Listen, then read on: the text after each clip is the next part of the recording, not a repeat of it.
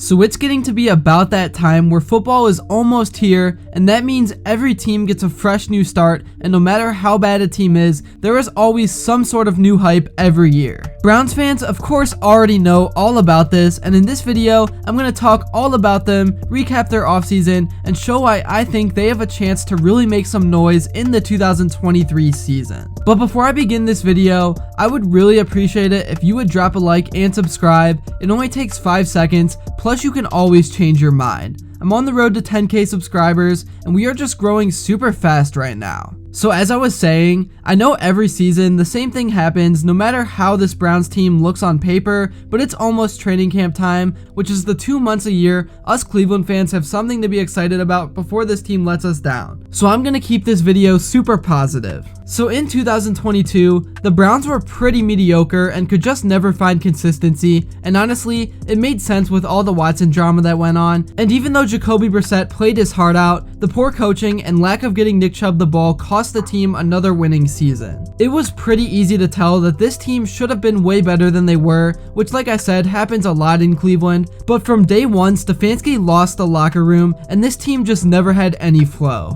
One positive from the Browns season last year was Amari Cooper, who really bonded well with Brissett, and I know he and Watson are putting in a lot of work together this offseason, and I really expect another great season, even though with how his contract works, he is most likely headed out the door after this year. On the bright side though, the Browns drafted well and traded for Elijah Moore, who is really going to help Watson, because even last year, overall, the Browns had a slow receiving group with no hands, and Watson struggled in the last few games because of it. Alright, anyways, now moving on to talking about the current offseason, in which Andrew Berry has done a fantastic job up to this point. I say this every year, but the Browns filled almost all their holes, and you would think according to logic, there is no way they can possibly be bad, but they consistently prove us otherwise. One big move the Browns just recently made was trading for Zadarius Smith from the Vikings, who had a better season last year than Myles Garrett, and he is really going to be much needed help for this D-line that really struggled mightily. He's also a super under the radar player, which gets me even more excited.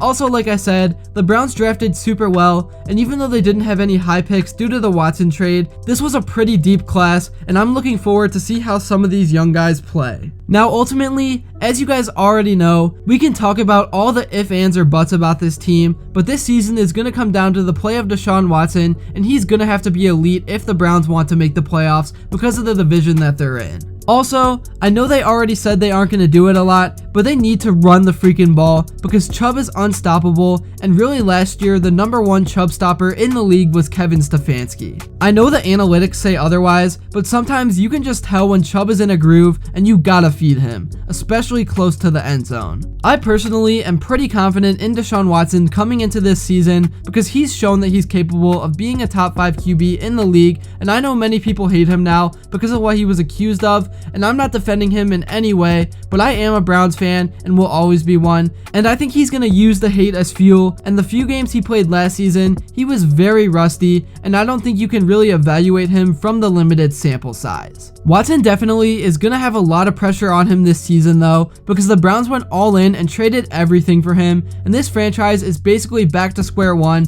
if he does not work out. But even last year, he showed flashes of his athleticism and made a few plays that I have never seen a Browns QB make before. Now I want to talk more about Elijah Moore because this pickup is heavily being slept on, and I think he will be a great second option behind Amari Cooper, and Moore will really open up the offense with his speed. Last season, Moore was dealing with poor QB play in New York, and he also didn't have the best relationship with the staff, so I think the fresh start will be good for him, and now that he knows he's valued, we could see an even better version of Elijah Moore than we've ever seen before. Also, the Browns drafted another high ceiling receiver to add to the core in Cedric Tillman, who they got in the 3rd round, and while it may take a while for him to develop, I really like this pick. Also, I'm very excited to see this offensive line play with Watson because they are one of the top lines in the league, and now that they get to play with a mobile QB who can break out of sacks, things are going to be completely different than the last 20 years. Anyways, now moving on to defense, this was the area that the Browns struggled with the most last year, and it was even embarrassing at times. The defense had very little heart,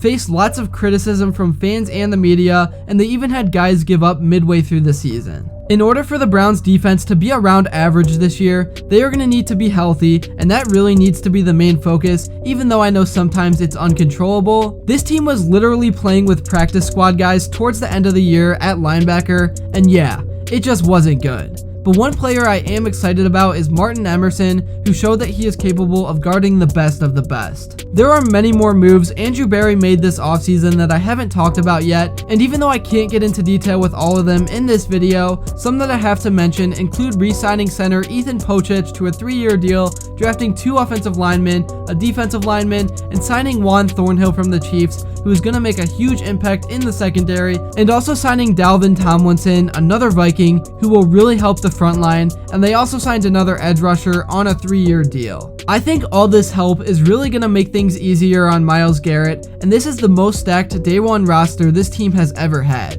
and it's hard to believe a possible way that they let everyone down, but for some reason, when you're playing in brown and orange, bad things happen, and there has to be some sort of curse over the stadium. I'm just so excited to watch what this offense is going to do this year, because Watson is unlike anything Browns fans have ever seen, and he is now playing with an upgraded receiving core, along with a tight end that I expect to have an even bigger breakout year in David Njoku. Man, I don't know about you guys, but I am just so excited for football to start, and even though the Browns disappoint me every year, I really look forward to the home opener because there's just something special about this fan base, and I wouldn't trade it for the world. That's really all I have to say in this video. I kind of just wanted to give a quick preview of this season because Andrew Berry made a ton of moves so far, and the offseason isn't even over yet. If you haven't already, make sure to drop a like and subscribe because your support truly means the world, and also let me know in the comments below what you would like to see next. Anyways, thank you all for watching, and until next time, I will see you all later.